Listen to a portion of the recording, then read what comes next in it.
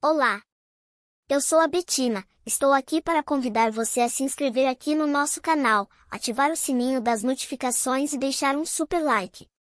Deus abençoe você e sua família. Livro Ouse Pedir Mais, capítulo 24. Como evitar apagar o Espírito Santo. Adesão ao reavivamento bíblico. Conhece alguém que já tenha passado por tantos milagres na vida, que você até pergunta se essa pessoa é de verdade? Esse tipo de gente é raro, mas ainda existe. Conheço um homem assim. Jeremias vivenciou tantos milagres que algumas pessoas da igreja decidiram que todo esse poder não tinha como vir de Deus e tentaram proibir a sua obra. Permita-me compartilhar a história dele. Jeremias era pastor distrital na África. Por causa de sua função, era extremamente ocupado. Começou a vivenciar o crescimento extraordinário nas igrejas. Milagres acompanhavam o seu trabalho e poder caracterizava a sua pregação. Muitas almas estavam entregando ao Senhor. Seu sucesso deixou o diabo muito infeliz e o inimigo começou a criar problemas. O que estava acontecendo em sua vida e ministério era tão incomum que algumas pessoas de dentro da igreja começaram a questionar se não se tratava de um poder falsificado. Certa noite, durante o culto de oração, entraram dois homens como se fosse profeta. O pastor Jeremias pronunciou: "Esses dois homens não estão aqui para orar, mas para roubar.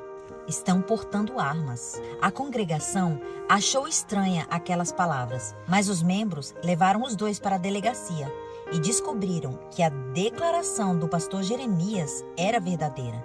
Todos ficaram maravilhados. Como ele sabia essas coisas? Questionaram. Isso não é normal. Em consequência, tiveram um pouco de medo, mas o diabo ficou com mais medo ainda. Em outra ocasião, uma moça estava possuída por demônios e as pessoas em volta dela não sabiam o que fazer. Então disseram: "Vamos ligar para o pastor Jeremias orar, pedindo que os demônios vão embora." Diante dessa sugestão, os demônios logo puseram a falar: Não chamem o pastor Jeremias. Vamos embora agora mesmo." E a menina foi curada naquele exato momento, sem o pastor nem mesmo precisar ir lá e orar. Quando se aproximou o momento de sua ordenação ao ministério, a igreja então decidiu não ordená-lo. Ele não fizera nada de errado, mas sentiram que ele não atuava da mesma maneira que um pastor normal. Estava claro para todos que Jeremias tinha muito poder, mas lhe incomodava a séria preocupação de que esse poder, em vez de vir de Deus, fosse provavelmente de magia negra ou de alguma outra prática ocultista, a fim de influenciar essas pessoas. A fim de confirmar suas suspeitas, os ministeriais decidiram fazer uma investigação especial. Certo dia, enquanto o pastor Jeremias não estava em casa, eles foram e vasculharam toda a casa dele, mas não acharam nada fora do comum. Não havia sinais de magia negra, nem de ocultismo. Então, entrevistaram a esposa dele. "O que seu marido faz quando está em casa? Já notou algum comportamento estranho? Quais são os hábitos dele?" "Ele é um bom marido", respondeu ela. "É bondoso com a família, não faz nada de estranho.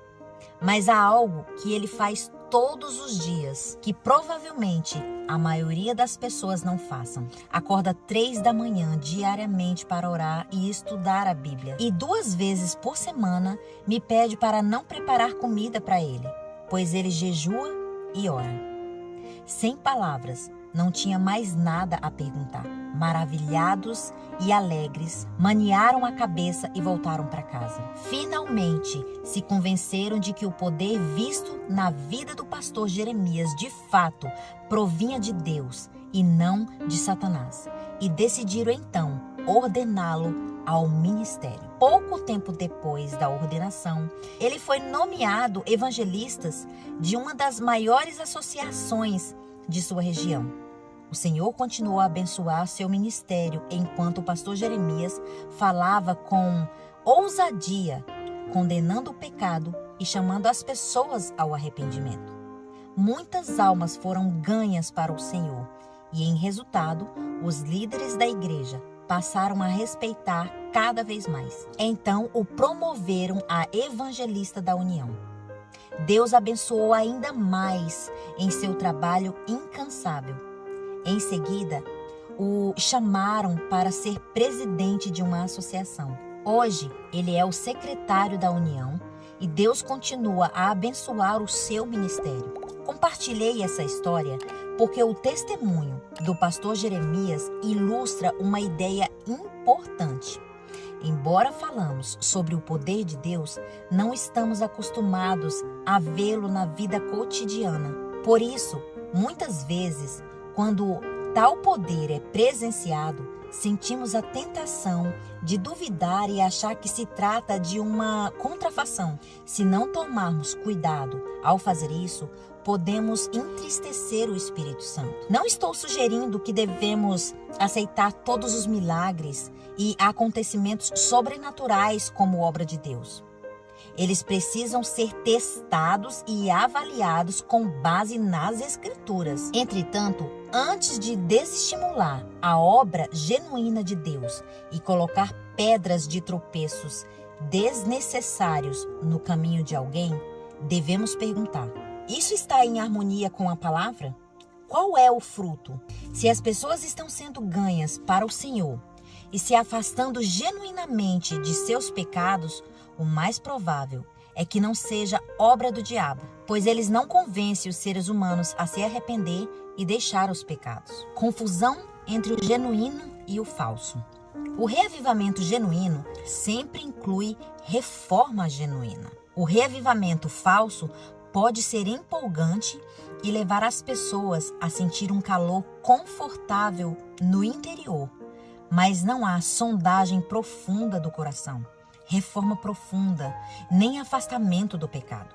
Em vez disso, elas são aceitas com os seus pecados, perdoadas com seus pecados e recebem poder para continuar e viver ainda em pecado. Confundir a obra genuína de Deus com a contrafação não é algo que acontece somente hoje. Acontecia nos tempos bíblicos também.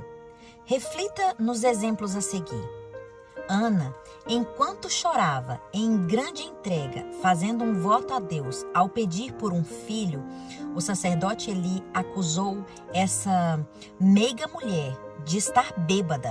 1 Samuel 1, 13 a 15. Você pensaria que ele, dentre todas as pessoas, deveriam reconhecer como se estivesse passando por um arrependimento verdadeiro no coração e de um reavivamento espiritual. Mas não foi isso que aconteceu. Mesmo assim, Deus reconheceu.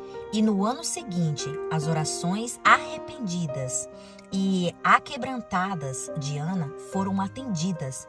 E ele deu à luz a um bebê chamado Samuel, que se tornou o profeta seguinte de Israel. Discípulos de Cristo. Depois do Pentecostes, os discípulos ficaram tão cheios do Espírito Santo que conseguiram partilhar o Evangelho em outras línguas e foram atendidos. Isso nunca havia acontecido antes. As pessoas ficaram tão espantadas que algumas zombaram deles, dizendo que estavam cheios de vinho. Alguns dos que testemunharam essas coisas começaram a gritar: "Cuidado, cuidado! Grandes coisas podem estar acontecendo aqui." Mas não é reavivamento verdadeiro. É uma tremenda de uma confusão. Mas era? Não? Pedro continuou a pregar o evangelho com poder. E cerca de 3.000 pessoas passaram a crer naquele dia, afastando-se de sua vida de pecado. Ver mais isso em Atos 2. O próprio Cristo. A ilustração que mais choca vem da vida do próprio Cristo. Após expulsar um demônio e curar um homem que era mudo e cego, os fariseus imediatamente gritaram: "É Beelzebu, o chefe dos demônios, quem dá poder a este homem para expulsar os demônios."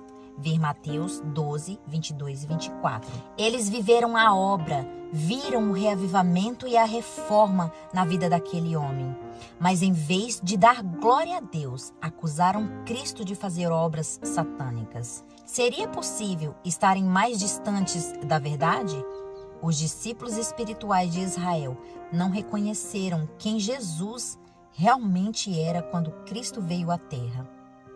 Embora conhecessem as profecias e as doutrinas bíblicas, obedecessem com rigor os mandamentos, pelo menos quando isso lhe trazia vantagens, o coração deles estavam fechados para o poder do Espírito Santo. Então, como seriam capazes de reconhecer o Espírito Santo em ação?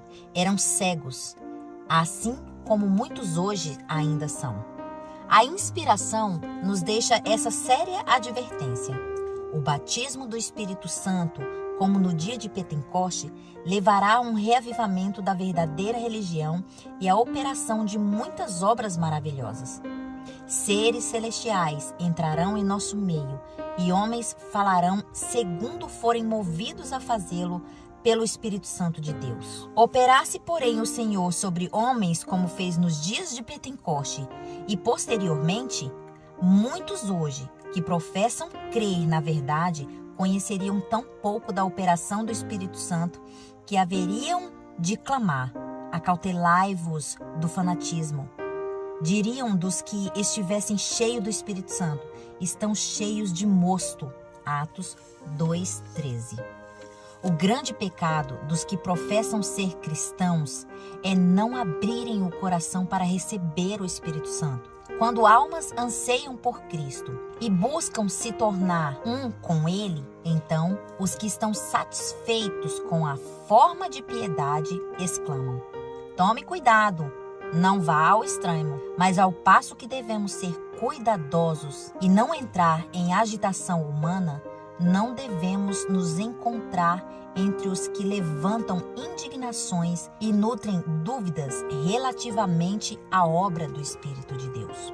A fim de ilustrar, lembremos um episódio que aconteceu na Califórnia, na metade da década de 1880. O Healdsburg College, que mais tarde se tornaria o Pacific Union College, estava apenas começando suas atividades e, naquela época, ocorreu um reavivamento genuíno entre os estudantes. No entanto, alguns fanáticos não convertidos se infiltraram na obra. Consequentemente, a liderança do colégio suprimiu o reavivamento. Vejamos o que Ellen White disse a respeito desse incidente. Gostaria de dizer algumas coisas em relação ao reavivamento em Healdsburg. Queria comunicar que não me encontro em harmonia com a maneira que tratam essa questão. Não nego que fanáticos se infiltram naquela obra, mas se agirem no futuro da mesma maneira que fizeram agora, podem ter certeza de uma coisa: vocês condenarão a obra da chuva serôdia quando ela cair, pois presenciarão nessa época evidências ainda maiores de fanatismo. Creio que a obra em Healdsburg seja genuína.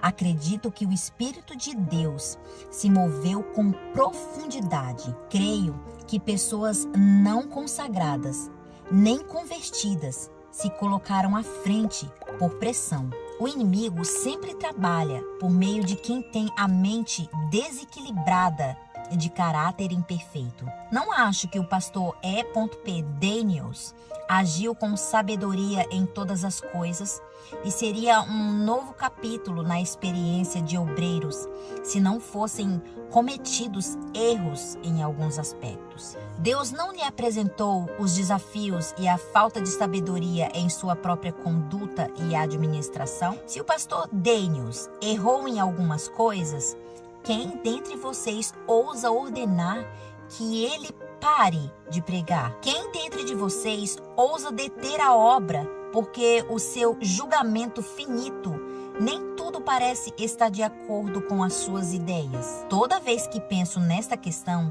sinto tamanha dor e tento tirar da mente o quanto antes. Quando o esforço se faz na obra de Deus, Satanás se põe no ambiente a fim de ser notado, mas seria papel dos ministros estender a mão e dizer: isso não pode prosseguir, pois isso não é obra de Deus. Creio que Deus estava dando uma advertência às pessoas de Heidelberg e acredito que alguns entenderiam a verdade. E creio que vocês não tinham direito algum de impedir aquela obra, mas deveriam ter se unido a ela. Se viram erros, como sem dúvida deveriam haver, então deveriam tê-los corrigidos da maneira mais particular possível e não colocar argumentos ou desculpas na mente dos que não se opõem à verdade a fim de resisti-la. Gostaria que conseguissem perceber como é delicado e perigoso intrometer na obra de Deus, a menos que tenha a luz do céu para guiá-los em suas decisões. Temo que tenham entristecido o Espírito de Deus. Se essa for sua maneira de administrar, quando Deus mandar coisas boas, podem ter certeza que os reavivamentos serão raros. Quando o Espírito de Deus vier, será chamado de fanatismo, assim como nos dias de Pentecostes. Esses homens estão cheios de vinho novo. Foi a reação daqueles que não se interessaram pela obra. Precisamos tomar cuidado para não plantar sementes de dúvida, nem falar contra uma obra que o Espírito Santo está realizando, chamando de maligna ou de fanática. Embora sempre devemos pedir sabedoria a Deus para reagir corretamente, quando as pessoas não consagradas se levantarem para depreciar a obra, não devemos lançar sombras ou impedir o agir genuíno do Senhor. Nós, seres humanos, temos a tendência de ir de um extremo ao outro. E é disso que Satanás se agrada. Seu principal desejo é nos fazer aderir ou ao fanatismo em um extremo ou ao formalismo frio no outro. Seu principal objetivo é nos fazer aderir ou ao fanatismo em um extremo ou ao formalismo frio no outro. Em qualquer dessas posições, não reconheceremos os seus enganos. A maioria presume que o fanatismo é o maior perigo. Todavia, o formalismo frio pode ser igualmente desastroso. Embora o formalismo possa se orgulhar de não ser pego nos enganos dessa nova era, ele pode muito bem nos impedir de reconhecer o derramamento do Espírito Santo quando ele acontecer. Que perigo! Que não caímos em nenhum desses buracos espirituais. Nosso desejo é permanecer no caminho estreito, apegando-nos firmemente à mão de Deus, recebendo o óleo novo diariamente em sua sala do trono. Ei, continue a pedir mais, pois Deus anseia fazer muito mais em sua vida e no seu ministério. Você acha que já viu de tudo? Pois Deus tem infinitamente mais além. Creio que ainda estamos por descobrir o potencial completo desse dom divino e extraordinário chamado oração.